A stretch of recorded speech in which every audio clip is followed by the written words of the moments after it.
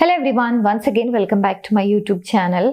നിങ്ങൾ ഇപ്പോഴും നിങ്ങളുടെ ലൈഫിലുള്ള റിയൽ ലവ് ആണോ അതോ ആ വ്യക്തി പ്രിറ്റൻഡ് ചെയ്യുകയാണോ, സ്നേഹമുണ്ട് എന്നുള്ളത് നടിക്കുകയാണോ എന്നൊക്കെയുള്ള കൺഫ്യൂഷനിലാണോ? അങ്ങനെയാണെന്നുണ്ടെങ്കിൽ ഒരു വ്യക്തി നമ്മളോട് ഇഷ്ടമുണ്ട് എന്നുള്ളത് പ്രിറ്റൻഡ് ചെയ്യാണ്. ആക്ച്വലി അവർക്ക് അങ്ങനെയുള്ള ഒരു യഥാർത്ഥ പ്രണയമൊന്നുമില്ല. ജസ്റ്റ് അവർക്ക് എന്തൊക്കെയോ ഇന്റൻഷൻ ഉണ്ട്. ആ ഒരു ഇന്റൻഷൻ കാരണം അവർ പ്രിറ്റൻഡ് ചെയ്യാണ്, സ്നേഹമുണ്ട് എന്നുള്ളത് നടിക്കുകയാണ് എന്നുണ്ടെങ്കിൽ തീർച്ചയായിട്ടും അവരുടെ ഭാഗത്തുനിന്നും ഇനി പറയാൻ പോകുന്ന ഈ 3 കാര്യങ്ങൾ നിങ്ങൾക്ക് എക്സ്പീരിയൻസ് ചെയ്യാൻ സാധിക്കും.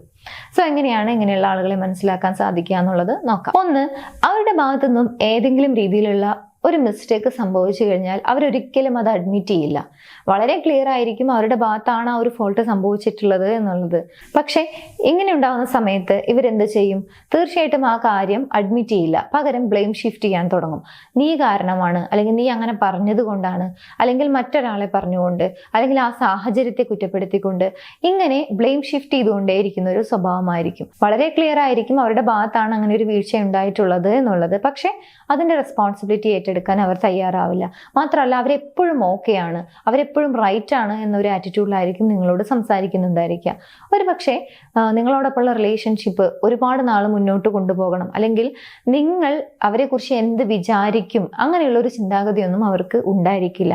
അതുകൊണ്ട് തന്നെ അവരുടെ ഭാഗത്തുനിന്നും എന്തെങ്കിലും ഒരു ഫോൾട്ട്, ഒരു മിസ്റ്റേക്ക് സംഭവിച്ചു കഴിഞ്ഞാലും അവരത് അഡ്മിറ്റ് ചെയ്യുക എന്ന് പറയുന്നത് റെയർ ആയിരിക്കും. നെക്സ്റ്റ് പോയിന്റ് നോക്കുന്നതിന് മുൻപായി, നിങ്ങൾ മാനിഫെസ്റ്റേഷനിൽ വിശ്വസിക്കുന്ന ഒരു വ്യക്തിയാണോ?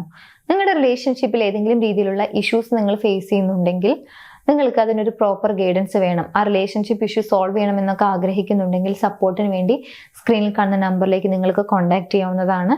സോ ആവശ്യമുള്ള ആളുകൾ കോൺടാക്ട് ചെയ്യുക. 2, ഇങ്ങനെ ലവ് പ്രിറ്റൻഡ് ചെയ്യുന്ന ആളുകൾ ഒരിക്കലും അവരെക്കുറിച്ച് എക്സ്പ്ലെയിൻ ചെയ്യില്ല, അവരുടെ പ്രവൃത്തികൾ എക്സ്പ്ലെയിൻ ചെയ്യില്ല, അല്ലെങ്കിൽ അവരെന്താണ് ചിന്തിക്കുന്നത്, അവർക്ക് എന്താണ് ഫീൽ ചെയ്തത്, ഇങ്ങനെയുള്ള കാര്യങ്ങളെക്കുറിച്ചൊന്നും ഒരു എക്സ്പ്ലനേഷൻ നിങ്ങൾക്ക് നൽകില്ല.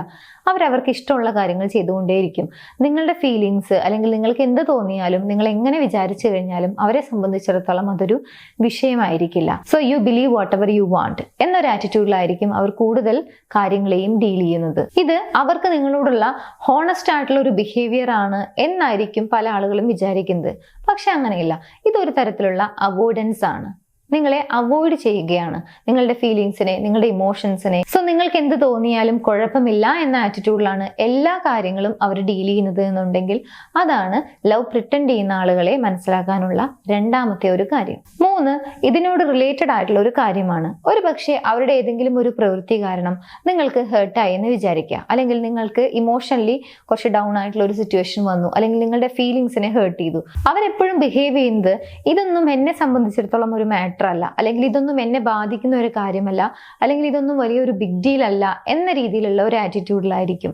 സോ നിങ്ങൾക്ക് എന്ത് തോന്നിയാലും, അല്ലെങ്കിൽ നിങ്ങളുടെ ഇമോഷൻസിനെ ഹേർട്ട് ചെയ്താലും അത് ചോദിക്കാനോ, അത് മനസ്സിലാക്കാനോ, അല്ലെങ്കിൽ ഒരു കെയറിങ്ങോ ഒന്നും അവരുടെ ഭാഗത്തുനിന്നും ഉണ്ടാവില്ല. മാത്രമല്ല ഓപ്പോസിറ്റ് നിൽക്കുന്ന വ്യക്തിക്ക് വേദനിച്ചു എന്ന് മനസ്സിലാകുന്ന സമയത്ത്, അല്ലെങ്കിൽ അവർക്ക് അത് ബുദ്ധിമുട്ടുണ്ടാക്കി എന്ന് മനസ്സിലാക്കുന്ന സമയത്ത് നമ്മൾ വീണ്ടും ഒരു എഫേർട്ട് എടുക്കും. ഒരു റിയൽ ആയിട്ട് സ്നേഹിക്കുന്ന വ്യക്തിയാണെന്നുണ്ടെങ്കിൽ അവരുടെ ഭാഗത്തുനിന്നും ആ ഒരു എഫേർട്ട് നമുക്ക് കാണാൻ സാധിക്കും.